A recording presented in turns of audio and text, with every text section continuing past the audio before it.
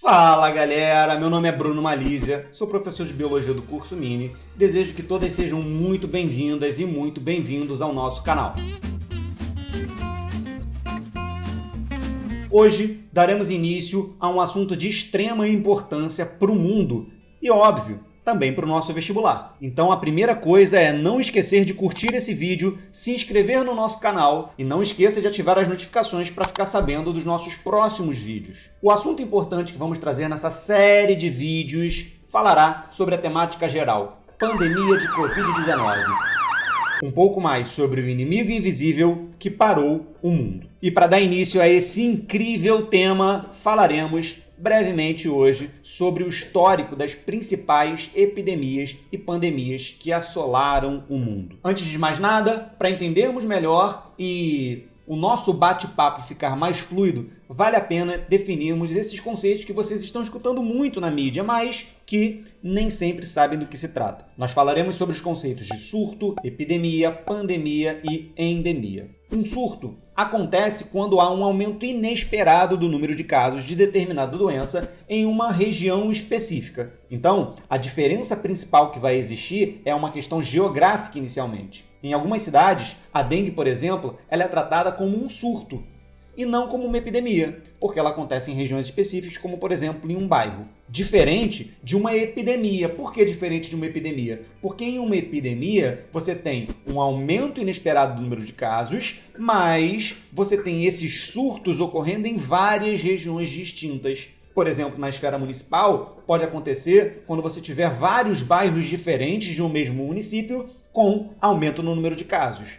Ou até mesmo numa esfera estadual, onde você tem vários municípios diferentes com surtos ocorrendo ao longo do tempo. Em fevereiro deste ano, 20 cidades haviam decretado epidemia de dengue. Ou seja, você tem diferentes cidades que vão ter esses surtos. Então isso pode caracterizar uma epidemia. Bruno, mas e a pandemia? Qual é a diferença da pandemia para uma epidemia? Então, a pandemia, em uma escala de gravidade, é sem dúvida o pior dos cenários. Por quê, Bruno? Porque ela acontece quando uma epidemia se estende a níveis mundiais, ou seja, gente, se espalha por diversas regiões do planeta. Ah, então é isso que a gente está vivendo? Sim, mas já vivemos em outros momentos. Por exemplo, em 2009, a gripe A, ou gripe suína, passou de uma epidemia para uma pandemia quando a OMS começou a registrar casos em todos os continentes do mundo. Mas, Bruno, você comentou sobre a endemia. Então, a endemia ela não está relacionada a uma questão quantitativa. Na verdade, a endemia ela ocorre quando uma doença se manifesta com frequência, mas somente em uma determinada região. Por exemplo, a malária em algumas regiões da África, a febre amarela em algumas regiões do norte do Brasil, por exemplo, ou em regiões da Bolívia, ou regiões do Peru. Então, doenças endêmicas são doenças que ocorrem tipicamente em uma determinada região, ou restritas a uma determinada região. Tudo bem quanto a esses conceitos? Tá entendido? Então a gente vai falar muito e agora isso passa a fazer parte do nosso vocabulário. Agora, galera, vamos conversar sobre algumas das principais pandemias da nossa história. A primeira que eu quero conversar com vocês é a peste bubônica, que de 1333 a 1351 assolou o planeta.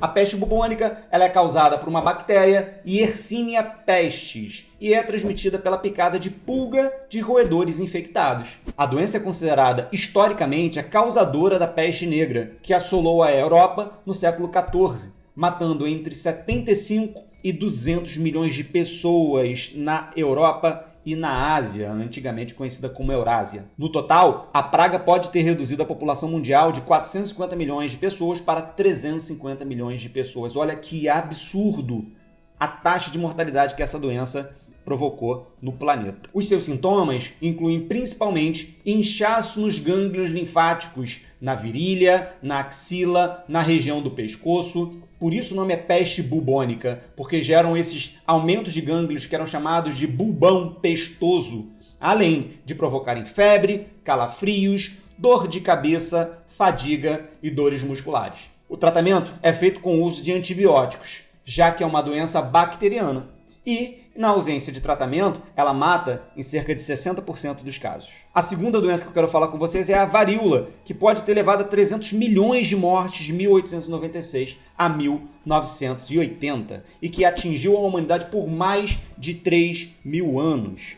O faraó egípcio Ramsés II, a rainha Maria II da Inglaterra e o rei Luís XV da França tiveram a temida bexiga. O vírus ortopoxvírus variolae era transmitido de pessoa para pessoa por meio das vias respiratórias. Os sintomas eram febre, seguida de erupções na garganta, na boca e no rosto. Felizmente, a varíola foi erradicada do planeta em 1980, após campanha de vacinação em massa. A terceira grande e famosa epidemia que a gente vai conversar é a cólera. Famosa desde a antiguidade, sua primeira epidemia global ocorreu em 1817 e matou centenas de milhares de pessoas. Desde então, a bactéria Vibrio cholerae sofre diversas mutações e causa diversos novos ciclos epidêmicos de tempos em tempos. E, portanto, ainda hoje, ela pode ser considerada uma pandemia, porque ainda há transmissão de cólera nos diferentes continentes do planeta. Em especial, nas regiões onde você tem condições sanitárias menos favorecidas, como nos países subdesenvolvidos. Sua transmissão fecal acontece a partir do consumo de água ou alimentos contaminados e é mais comum, como eu disse, em países em desenvolvimento. Um dos países mais atingidos pelo cólera foi o Haiti, em 2010. O Brasil já teve vários surtos da doença, principalmente nas suas regiões mais pobres, como algumas áreas do norte e nordeste do país. Os sintomas mais comuns são diarreia intensa, cólica e enjoo, provocado por toxinas liberadas pela bactéria, já que é uma doença toxoide, onde o problema principal é a toxina gerada por ela e não a sua ação direta. Apesar de existir vacina contra a doença, ela não é 100% eficaz. O tratamento deve ser feito à base de antibióticos, lembrando que ela também é uma doença causada por bactérias. A quarta doença que eu vou conversar hoje é a gripe espanhola. Acredita-se que cerca de 50 milhões de pessoas tenham morrido na pandemia de gripe espanhola, que teve início em 1918 e que era causada por um subtipo do vírus influenza, o mesmo que causa a gripe comum que nós conhecemos. Mais de 25% da população mundial na época foi infectada e até mesmo autoridades como o presidente Rodrigues Alves morreu da doença em 1919. Estudos mostram que o vírus veio da Europa a bordo do navio Demerara, que desembarcou passageiros infectados em Recife, em Salvador e no Rio de Janeiro. Os sintomas da doença eram muito parecidos com os do atual coronavírus, provocado pelo SARS-CoV-2, e não existia cura. Em São Paulo, a população foi atrás de um remédio caseiro feito com cachaça, limão e mel.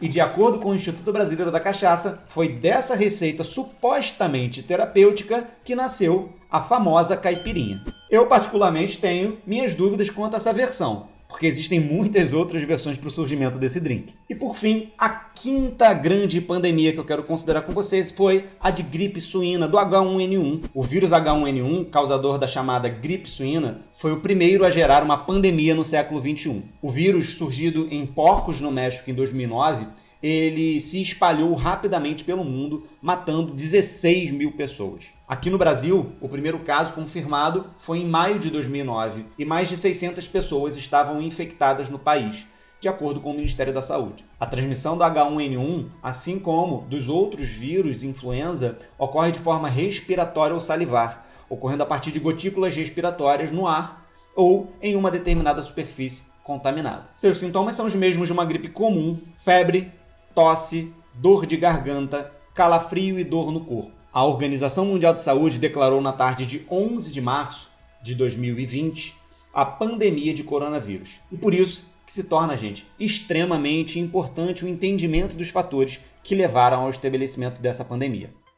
Então, galera, se você curtiu esse vídeo, não deixe de dar um like, não deixe de ativar as notificações, que agora a gente vai vir cheio de conteúdo que vai ajudar você a entender melhor o mundo da biologia. Porque a gente começou falando um pouco sobre o histórico, mas os próximos vídeos a gente vai trazendo para a atualidade. E a gente vai discutir já no próximo vídeo quais são as características estruturais, quais são as características replicativas do vírus SARS-CoV-2 que fizeram com que ele se transformasse na pandemia que parou o mundo. Vem com a gente e vamos juntos rumo à nossa vaga.